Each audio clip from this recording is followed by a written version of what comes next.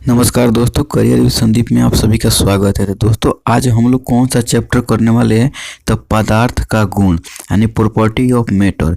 जो property of matter यानी पदार्थ का गुण से क्या करेंगे, प्रीवियस ईयर का क्वेश्चन हम लोग करेंगे। तो क्वेश्चन कहाँ से लिए हैं हम?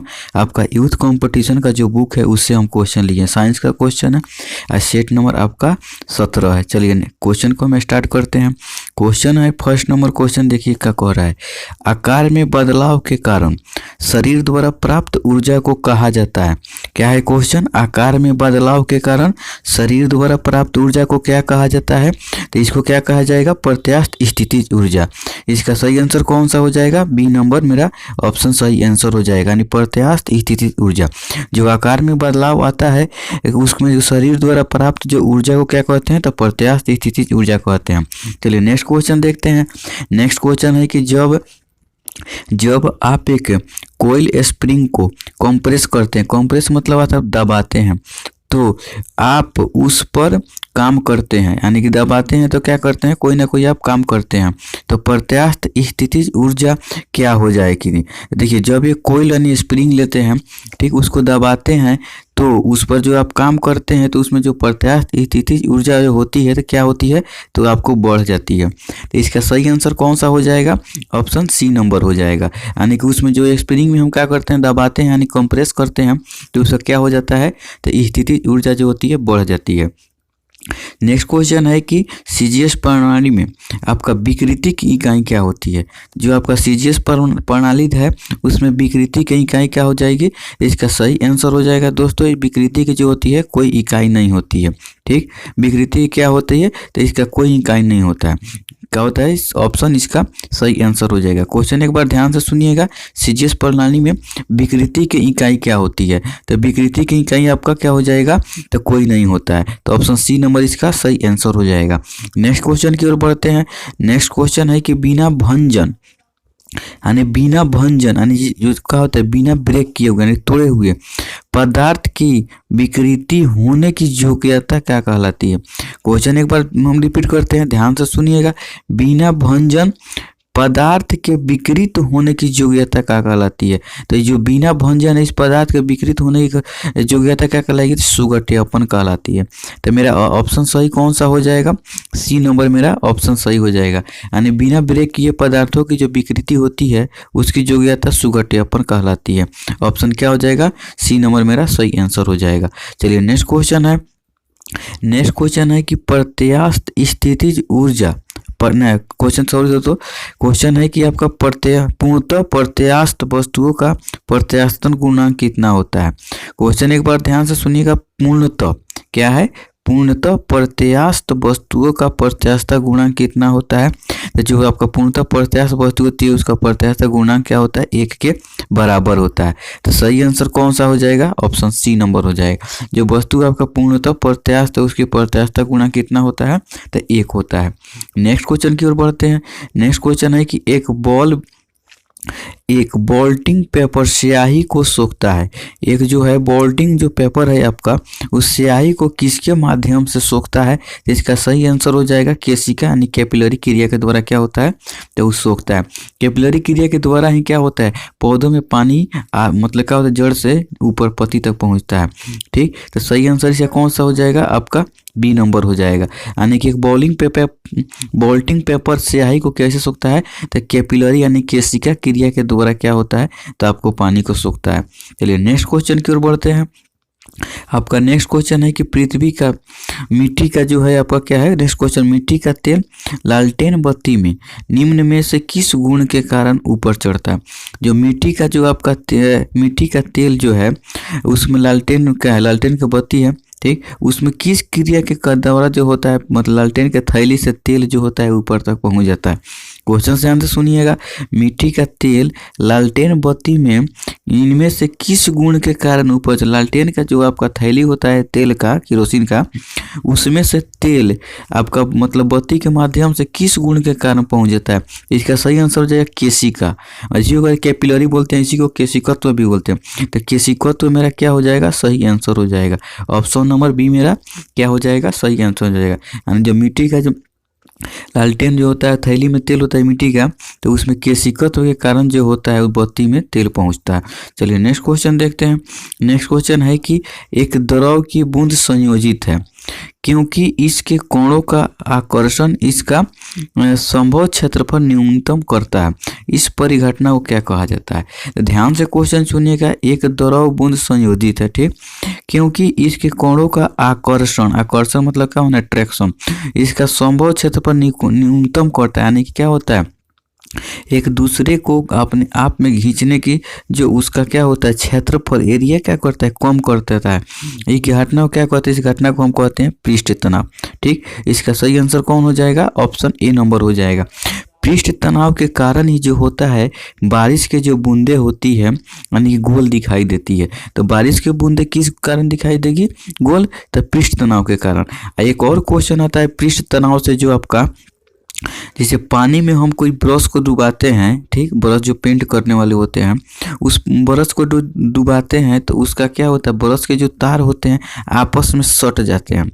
जो ब्रश में जो लगे होते हैं वो आपस में क्यों सट जाते हैं? पृष्ठ तनाव के कारण ही सट जाते हैं। एक और होता है पृष्ठ तनाव पर क्वेश्चन जो होता है आपका लिपस्टिक होता है, वो क्या होता है? पृष्ठ तनाव के कारण ही ऊँट पर क्या करता है? पकड़े रहता है। तो जिस लिपस्टिक में क्या होता है? पृष्ठ तनाव की संख्या मात्रा ज़्यादा होगी, वो पृष्ठ तनाव ज़्यादा होगा, वो क्या होता है? वो जो लिपस्टिक होता है ज़्यादा देर तक आपका मतलब स्किन पर रहता है, यानी ओंठ पे रहता है। चलिए नेक्स्ट क्वेश्चन देखते हैं। नेक्स्ट क्वेश्चन है कि जल की गिरती हुई बूंद किस गुणधर्म के कारण गोलाकार होती है? तो जल का जो होता है इसका सही आंसर हो जाएगा जल का पृष्ठीय तनाव के कारण। एक बार और क्वेश्चन ध्यान से सुनिएगा।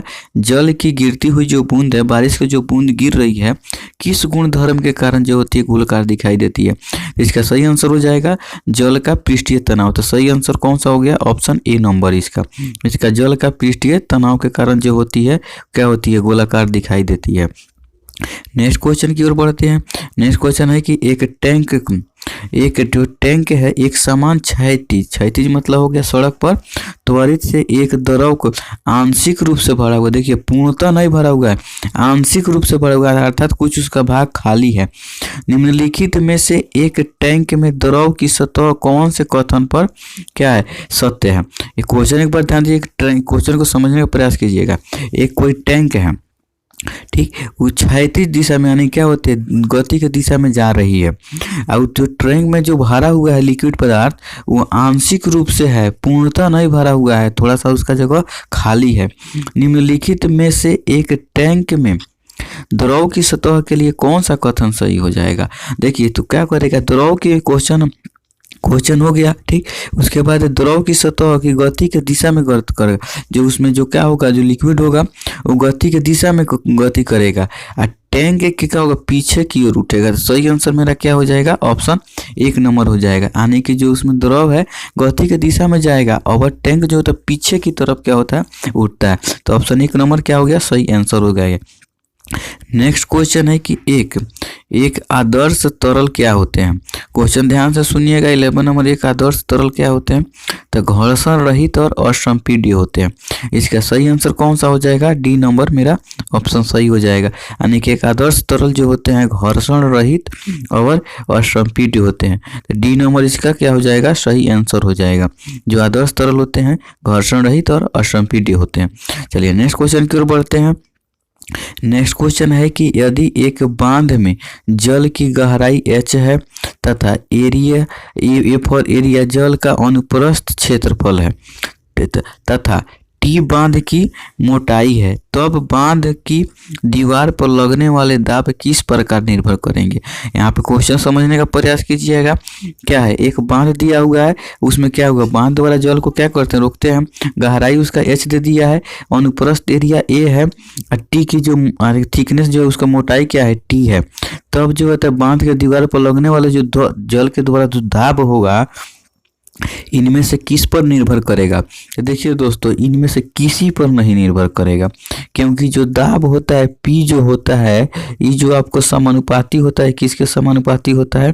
तो P जो आपका समानुपाती होगा H स्क्वायर के, यानी H के समानुपाती होगा।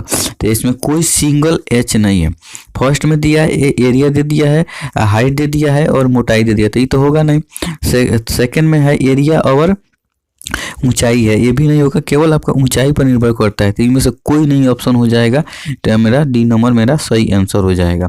नेक्स्ट क्वेश्चन की ओर बढ़ते हैं।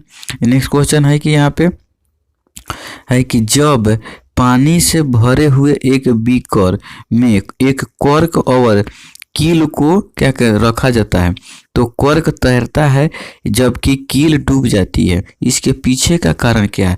बहुत इंपॉर्टेंट क्वेश्चन है, ये हर एक एग्जाम में क्या होता है आपका पूछता है, जो आपका इंपॉर्टेंट क्वेश्चन है। ठीक, चलिए एक बार और क्वेश्चन समझने का प्रयास कीजिएगा। जब आपको एक मतलब पानी से भरा हुआ एक बीकर है, ठीक, उसमें एक कॉर्क को डाल रहे हैं और उसी समय एक कील को डाल रहे हैं, तो कॉर्क क्या होता है? तैरता है, जबकि कील क्या होता है? डूब जाता है। इसके पीछे का कारण क्या है? इसके पीछे का कारण समझिए क्या होता है। जिसका घनत्व अगर ज़्यादा होगा वो पानी में क्या करेगा? डूब जाएगा, और जिसका घनत्व कम होगा वो पानी में तैरेगा। अर्थात अगर यहाँ पे लोहा जो है, लोहा डूब जा रहा है, इसका घनत्व क्या है? इसका घनत्व जो है पानी के अपेक्षा अधिक है, इसीलिए वह डूब जा रहा है। अर्थात पानी का घनत्व कम है और लोहा का घनत्व अधिक है।